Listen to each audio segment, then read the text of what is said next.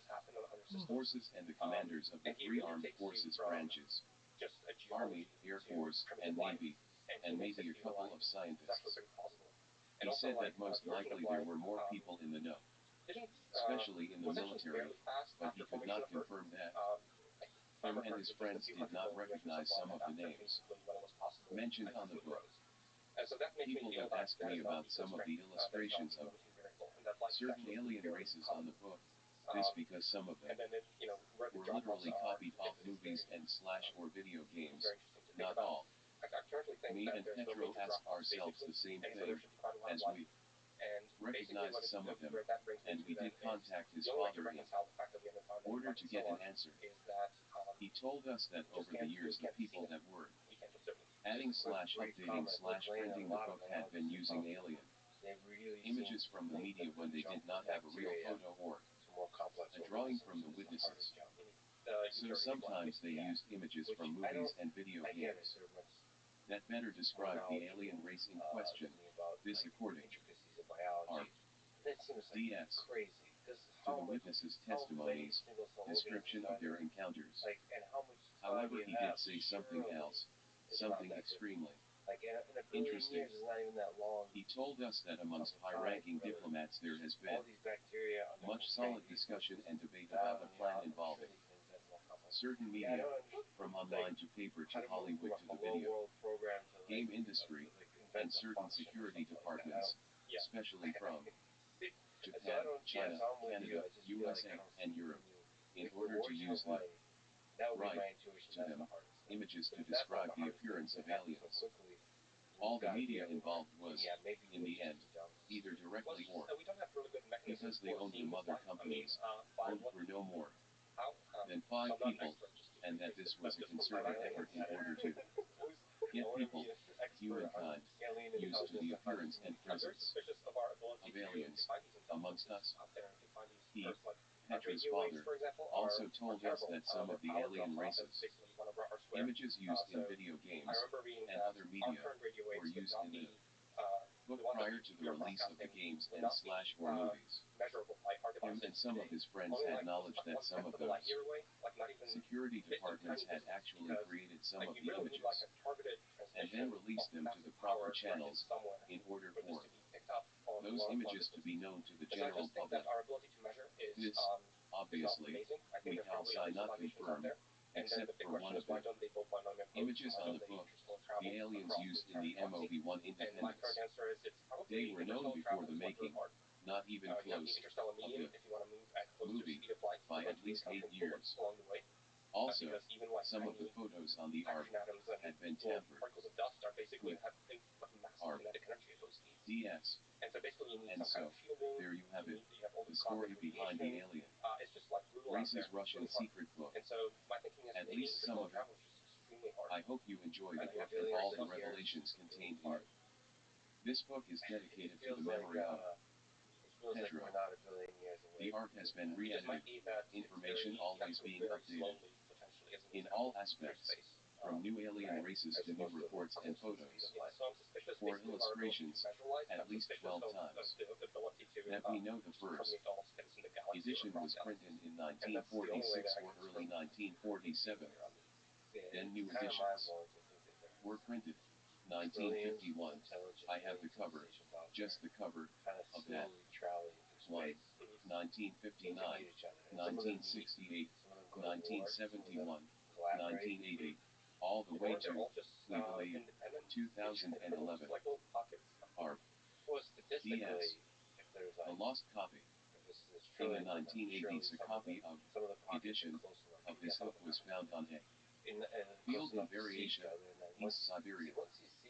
The copy ended up in the hands of a KGB agent with friends in the media.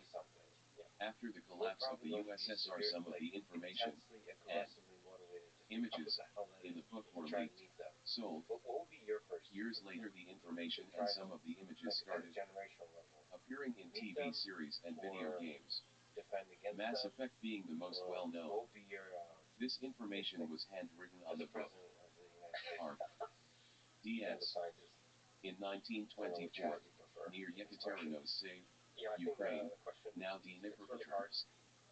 The 3 daughters of a certain Captain Andreychik simply vanished. Captain Andreychik was of Russian descent and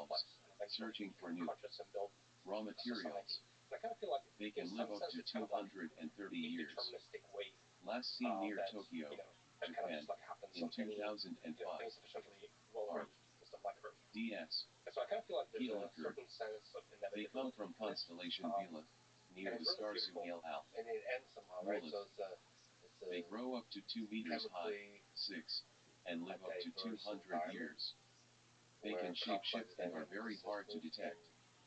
When they evolve shapeshift, and the only become thing they cannot change is further and further the complex, size and but color then of there's their a eyes. certain, They are one of the oldest known races. what is it? There's They do certain abduct terminating humans. condition.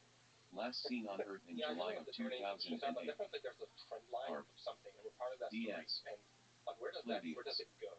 They So, come you know, from we're solar famously systems described often as surrounding the the biological Pleiades. bootloader for Stars, AI. more Because precisely humans, from we're the an planet incredible near and near the star. biological system Teogen. capable of computation. They are associated with spiritual growth. And love, and so on. They can grow up to 2.5 meters, Well. 8'1". We're talking to each other through audio. They practice sex cultivation, the distinct difference between symbols, their sexual expressions and their sensual emotions.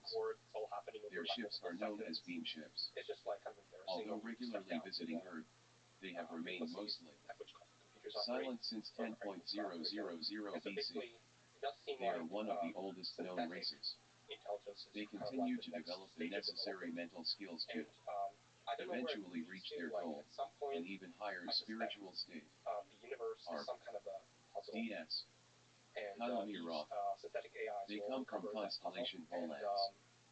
The sightings of this race on Earth are rare and they are considered as a mystery race. It is said that they were forbidden to visit Earth around the year 1.000 BC, but they did not stop visiting Earth completely. This because of their allies, the race matrix, last seen on Earth, December of 1989. Are DS. KURS, aka Gods of Lands, believed to be related to the race Anunnaki. They come from the planet Dillimans. They are the race behind the story of Enlil and Nimlo. They were directly involved on the development of the human race during our early stages. After centuries away from Earth, they have recently returned. Their own leader is amongst the most recent visitors. They will now stay on Earth permanently. They will have an important role in the years to come. They spend time immersed in a precious gold-like liquid that presumably extends their lifespan. Are DS. HAB Hundreds. They come from galaxy sextants dwarf SPH. First visited Earth in 934 AD in the area that we now know as Romania. They often abduct and kill humans. They also drain and drink the blood of humans as well as the blood of animals. They are responsible for the myth of vampires. Several human governments know and accept their actions. The human bodies that they use are never returned. Last sighting, Scotland, in 1996. Are DS. Mazareth. They come from constellation Camelopardalis. From the 1300s to the early 1900s, our calendar, they were not allowed to leave their planet by other alien races. They are a very violent and predatory race. They are known to be allies of the race matrix. They grow up to 1.6 meters, but last seen on Earth, August of 2001. Are DS. Algriulis. They come from constellation Cetus, near Deneb-Kaitos. Chimali. Although they are often confused with reptilian races, they do not share anything with them except their appearance. Their height is around 2 meters, 6, and they can live up to 350 years. This is one of 21 races that are known to have more than 2 genders, sexes. This race has 8 different genders and all of them can reproduce with each other. The purpose for their visits to Earth is unknown. Last sighting was near Lima, Peru, in December of 2004. A messengers. No image provided. Probably the most enigmatic of alien races. Not much is known about them. They visit Earth around every 300 years. Their next visit is supposed to happen any time now. They do not reveal themselves. They do not make direct contact with humans. They leave carvings, drawings, and writings on rocks as well as symbols in historical monuments. Their ships have the shape of a teardrop and are silver in color.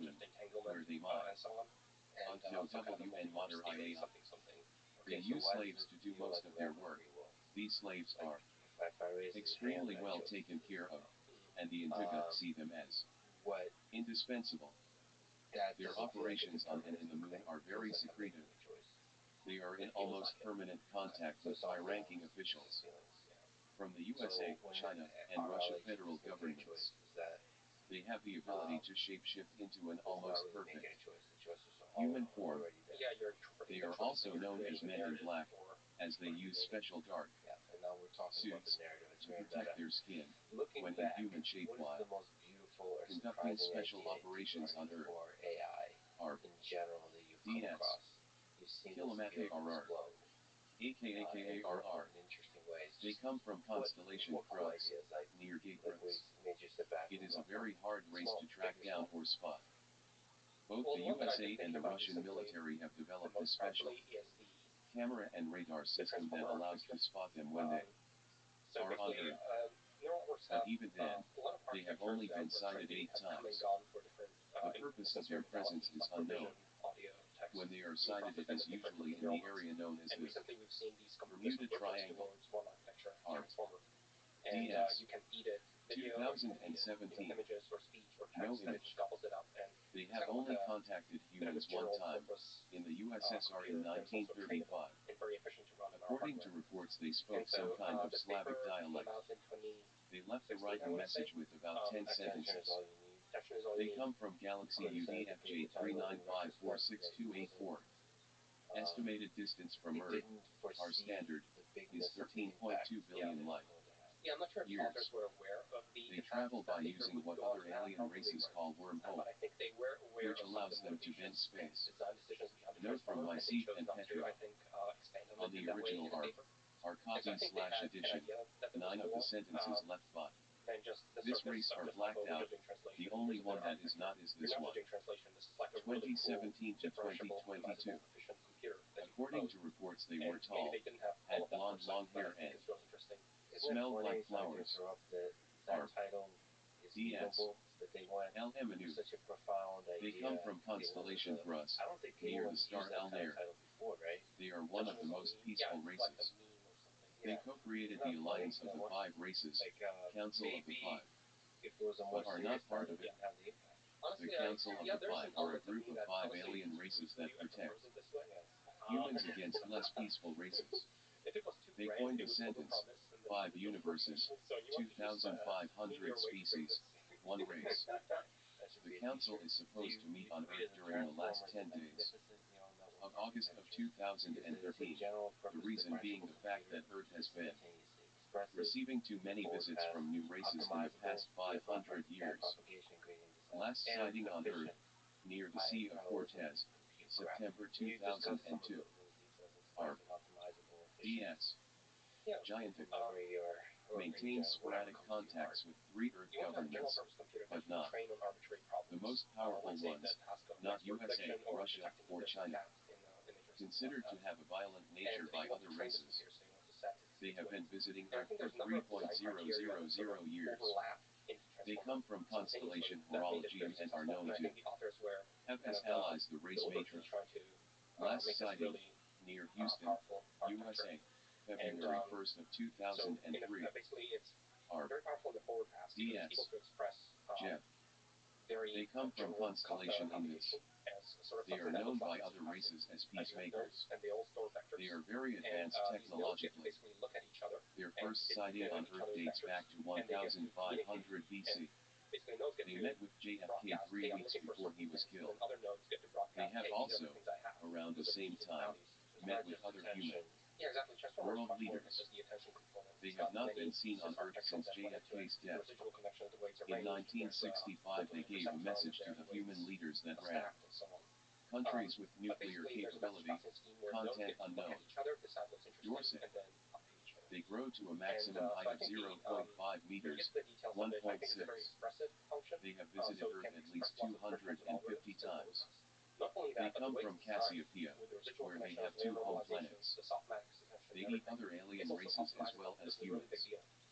Their race is at least 4 billion years old and they have been in a constant state of war with another alien species for 2 billion. years. Last sighting on Earth, November 2001, Italian Alps. DS. Major. Known to be a very peaceful race. They have two permanent bases somewhere in South America.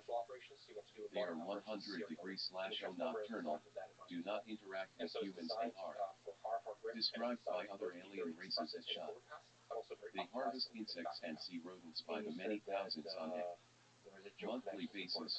Reason unknown. At least 3 of them have been under Brazilian military custody for the past 12 years.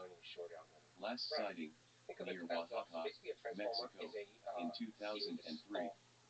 They are visited by their own kind, race, every 20 years. The next visit should be around 2016. ARP. DS. Icar. They come from constellation Sextus. One of their ships crashed outside of Argentina, Brazil, in 1996. 2 of its occupants are under USA custody, after having paid billions of dollars to the Brazilian government. They have the fastest ships of any known alien race. Last sighting, February 2002, near Argentina, Brazil, again. Major. They have 2 home planets in constellation Metopia. They have the same average height as humans and are considered by many alien races as parasites. Visited Earth for the first time during the prehistoric period. Date unknown. Abduction of humans is carried out openly. They have the goal of colonizing Earth. That has not happened. Because of protection from other alien races, such as the ones in the Council of the Five. They are hermaphrodites and their lifespan is 120 years. They have colonized at least 26 planets. They have abducted at least 5.000 humans, males. They have visited Earth at least 200 times. Last sighting, September 2006 near Nome, Alaska, USA. ARP. DS. Dries. Their height is around 2.5 meters. 8. They have a very complex structure of their skull. Visited Earth at least 20 times. They carry out human abductions which they use for human reproduction. They have abducted at least 520 humans, males and females. They come from the 3rd star in constellation Cetus. They have 2 home planets and have colonized at least 40 planets with the help of slaves. 10 of those planets were taken with the use of force. They work together with 3 other races. They mostly eat animal protein-derived products. According to alien reports, they are not mentally/spiritually prepared to interact with most other races. Their 2 home planets' chemical composition is similar to Earth. They are supposed to reveal themselves to humans in an open manner in 2022. ARP. DS. Lang. Small species growing only up to 70 centimeters. 2. They come from the 6th star in constellation Coma Berenices. They have 3 home planets, maybe 4, and have colonized at least 10. They were one of the first races to visit Earth. They were the race that started the stories about fairies. 2 alien races claim that they have abducted over 10 million humans throughout history. That number is highly disputed by 2 other races. They state that the number is much lower, and one race even made a statement to a Russian president saying that the race Lang has never abducted any human. Last sighting, New Zealand, in 2006, a group of 20 members. ARP. DS. SMAD. No image. They come from planet Svog, constellation Bacteria. Their ships have a conical shape. They resemble humans in appearance. According to one alien race, they only have 6 ships left. They colonized 20 planets, 18 of them were inhabited. They first visited Earth 2.500 years ago and are very interested from 2003, in our religious where for the beliefs. first time they were using They are a race in decline, to take, say, weakening, like 3 or 5 according words to and other predict the alien next word. races. And they're doing this on T-Avery much smaller 10 data sets, and the neural net They is come not from just over, planet it's 10 100% front. Galactic Sector But it's the 56, first time that a neural Star network System, can apply the messaging. F1342. Language models. They live underground and have a population of 10 million. So in-gram models First are just visit to Earth, count-based 10.000 models. years ago. If you try to They do not need an atmosphere or water to survive. Just count up. They have one ship that can accommodate 5 million of their kind. They have had contact with human governments throughout history. And so, last known sighting near Buenos Aires, Argentina, in 2003. More interesting or exciting are is just DS, realizing that when you scale it up, their height average is the same as that of humans, and they are you have all these covered in a soft, silky hair. They have 2 home planets in the Virgo star system. They have visited Earth at least 12 times. In the task Their of first predicting visit that, happened during the you era are multitasking a dynasties huge amount of of Egypt, different kinds of problems. pharaohs, You are around multitasking 8.000 years ago. chemistry, physics. They spent 10 uninterrupted years there during that time. The Djoser Pyramid was built in their honor. They have been keeping a close look at humans' development for the past 200 years, knowing that some powerful humans can, and are, be misled by some alien races, disguised as humans. Only 6 of them travel each time in their ships. Yeah, so basically Last sightings, July 2002 and February 2004, very, very well over are the entire data set DS, available on the internet. You actually have to basically kind of aka understand Anunnaki. the context of They come from planet what's going on Nibiru, here. aka Nibiru. And Their planet is part of the same solar system as Earth, but if you with have a powerful enough computer, much longer orbit. It comes closer to the Sun every 4.000 years, and not every 3.500 years as commonly accepted. They resemble humans but are higher, 2.5 meters/81, and more muscular. When they first visited Earth, there were already other races established here, some malevolent and with supernatural powers. The Anunnaki defeated them and became the most powerful race on Earth. They genetically engineered the most intelligent non-alien beings on Earth, us, at the time not much more than smart primates, in order to have a race of slaves at their disposal. At the time, some AMD Lilith were the Anunnaki king and queen. They were not aware of the presence of reptilians on Earth. They only cooperate with one other race, the Zeta Rescue Lab. Not to be confused with the Solar Xerai, aka Greys. Eventually they left Earth, unknown reasons, but before they left, they created a subspecies of the Zeta. This species eventually became rulers of Egypt, pharaohs, until the reptilians infiltrated them as temple priests and ended their reign. They gave birth to the legends about giants. DS, Anunnaki, aka Anunnaki. They will return one day as promised by themselves. However, the date of their return is still a mystery.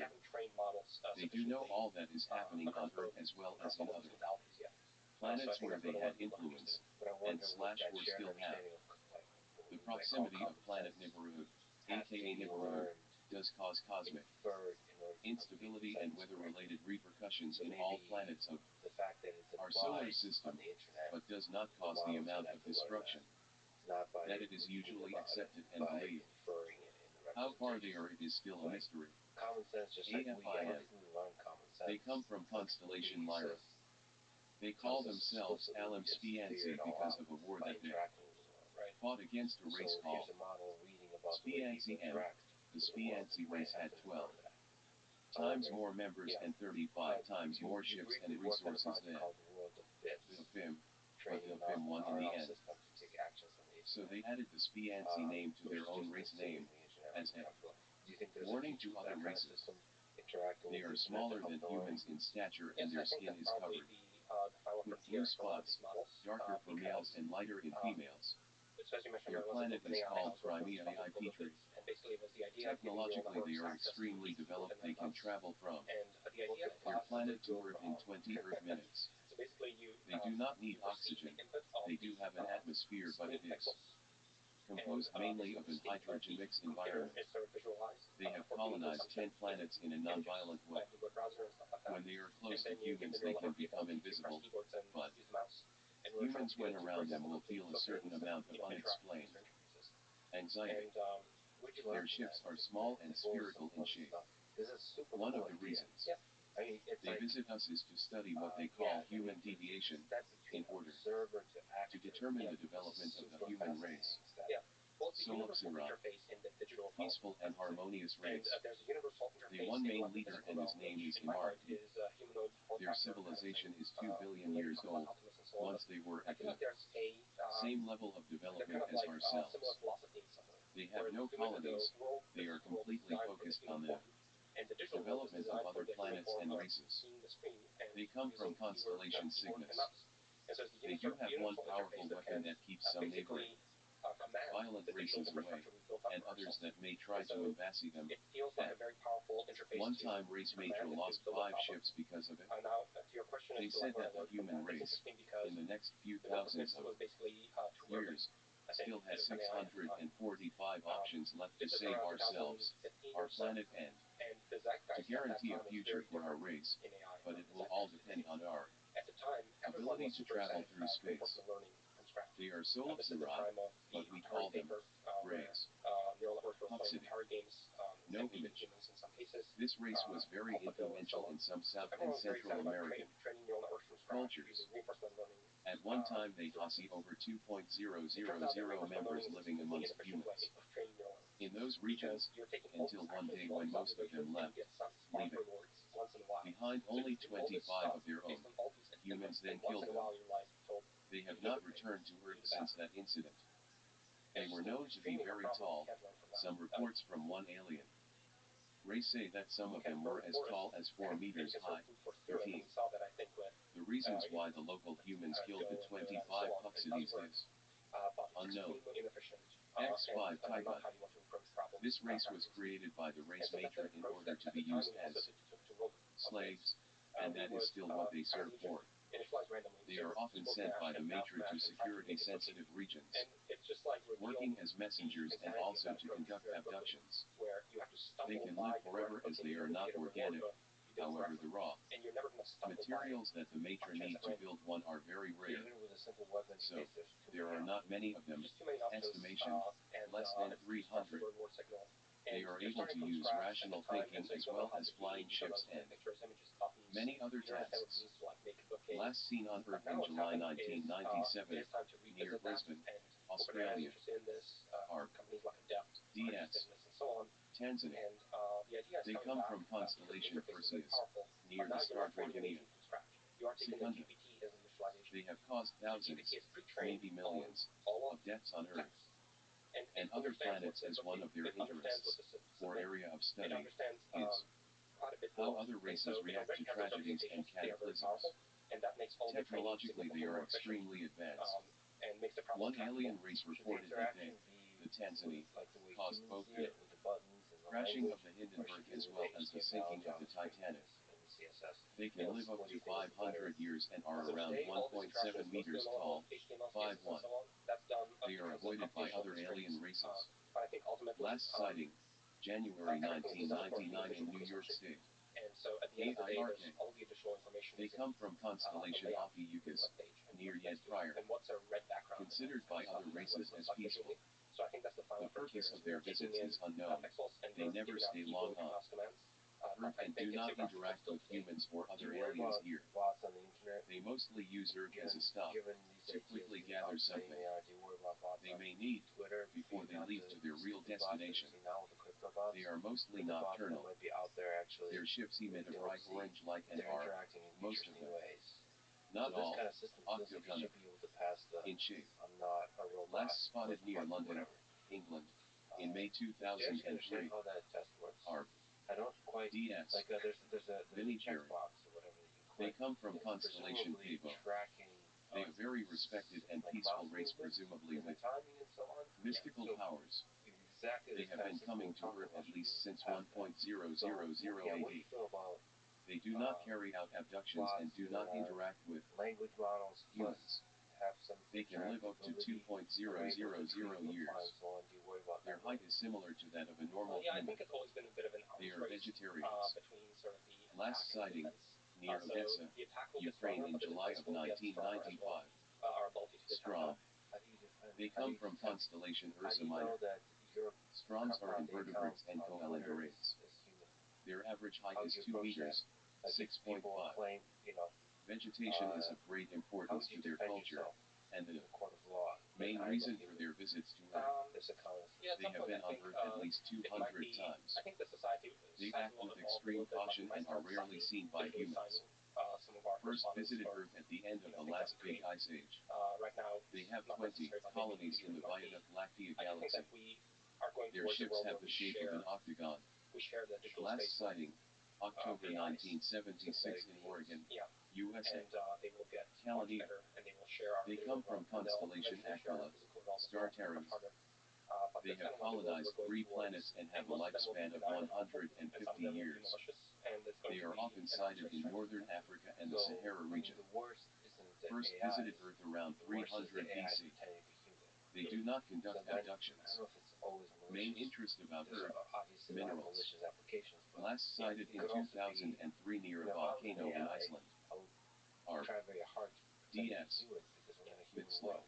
I wouldn't Once get any related to the respect as an reptoid AI. species, I want to they get are some not, love and respect. I however, don't think dominance interactively. reptilians. People are thinking They come about from the proof of constellation personhood, Serpens, and star we might Allia. start digitally signing our stuff. First visit and to we might Earth was fall only under in June 13, having, 1965. basically some solution for They proof do of not personhood. It represent doesn't seem any to be threat to practical. humans. It's just something that we haven't had Often to do seen until around now, but Antarctica. I think once the The need reason really for starts their to emerge, visits is which unknown.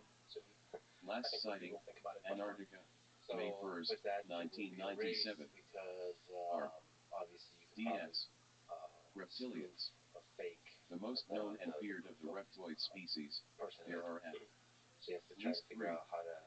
They have been permanently on Earth for over social 15.000 security numbers years. and, passports and stuff. Confirmed, but the belief It is seems that like they may there's have been here hundreds of fake stuff in the physical permanently space. or on and off And the for digital millions space of just years. feels like it's gonna be They very come from constellation Draco. very tricky to out. They have a presence in thousands of planets and have at least fake stuff.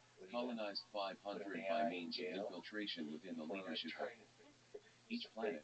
Fake person Some, not all, of their members have the power to shapeshift, as well as telepathic abilities. The cost of creating On Earth they did not need to infiltrate human leadership at all. unless there's some kind of The way time as they often lived to side by track side with humans, accurately, most of like you're them not unaware allowed to and create lived our any evolution, program all without aspects of showing it. find Reptilians. yourself. They are to that considered program. one of the most technologically Any advanced program that runs on the internet, you'll be able species, to but they prefer to work in the trace every shadows, single human using that program as was involved in that program. an avantage Yeah, for but you their have to progress start or declaring plan/agenda. we have to start They strong can with travel boundaries and keeping track of, interdimensionally. Most what races are can't, digital and entities some versus of their high-ranking members also and, have the power to what become is the ownership of human entities and invisible. digital entities. To And, have that power, a reptilian something must like that. first be accepted I don't know, but in I what they think call I'm the Draco, optimistic that this an is, elite group of this reptilians. is The possible. reptilians from the In some sense, Draco we're are currently in, like, the infiltrated, worst or time of even it worse. because, all these Co-founders laws suddenly have of the become Illuminati. very capable. But They we don't have 3 processes main that built bases up in on Earth, society. near the But I think, Bermuda it Triangle, doesn't seem to me intractable. somewhere off the coast of Denmark and It off seems the coast weird of that New the Twitter bots, Zealand. really crappy Twitter Some bots, say that they will never are so leave, numerous. at least on their own. So I Alcoban. presume that the engineers of Twitter Presumably are very they have over 5.000 what ships I would and have infer from colonized that, over it 100 seems planets like a on their hard own, problem. They're probably considered by catching other aliens fire. as one of the parasite races. Abduction It's a of hard humans are problem, frequent and there's a ongoing. huge cost to Purpose of human abductions, false unknown. positive. They do not like to interact with other alien Moving a races. post by somebody They come from that's not constellation alive. Perseus and are It's a extremely very bad user experience, aggressive, so they're very cautious about suspected to have been Maybe involved in several airplane crashes, and maybe the boss such as Flight 007 over the USSR in so they can 1983. stay ahead of the The removal USSR process. leadership My impression took of the it, blame for honestly, that is crash. there's a lot of wrong history. Last seen, September 2001 in Canada. Nigunak, But you have, aka Nomako, that's my impression first as well. known visit to Earth Feels happened like only in maybe 1989. you're seeing the They tip of the abduct iceberg. humans and exercise Maybe the control number of over the lives minds is of going for trillions. their And you have captives, to, like, which they use for their just own it's a benefit after constant death. assault of plot. Captives release. Yeah, I don't know. Reason unknown. This race was the inspiration for the alien race in the movie. Obvious. I could Independence Day, note of retro and me. The ARC states the same thing about another race. They are one of the oldest races. They are one of the races that most human governments fear when considering the future of humans. R. DS. Zeta Reticuli, aka Sham5, often confused because of their appearance with the races. Matra and Solipsiri, the Greys. They come from constellation nets. They are allies of the Anunnaki and cooperate with them in different planets. They are the representatives of the Anunnaki on Earth and send them information about humans and race. Planet at least 25 times per year. The Anunnaki created a subspecies of the Zeta with the purpose of making them look more human-like, but leaving enough physical differences for humans to distinguish each other. They became some of the pharaohs of Egypt. R. DS. Zeta Reticuli, aka Shambhala. The most well-known was Akhenaten, who was removed from power by reptilians, they infiltrated themselves in the court as temple priests. First reports of Zetas on Earth go back to 4.000 AD, but that number is most likely much higher. They were the first hybrids to be engineered by the Anunnaki. The Zeta subspecies still exists on Earth and still, at least 30 degrees /O, present the same physical differences created in them. The sexual organs of the subspecies are in every aspect the same as that of humans. R. DS. Zeta Reticuli, aka Sharn5. The Zetas still exist on Earth in both forms, the originate I and the hybrid subspecies. Their location on Earth is unknown. Zeta Reticuli, R. DS. Terrace. Yeah, I'm really hopeful about No AI image. systems that Their origin is unknown.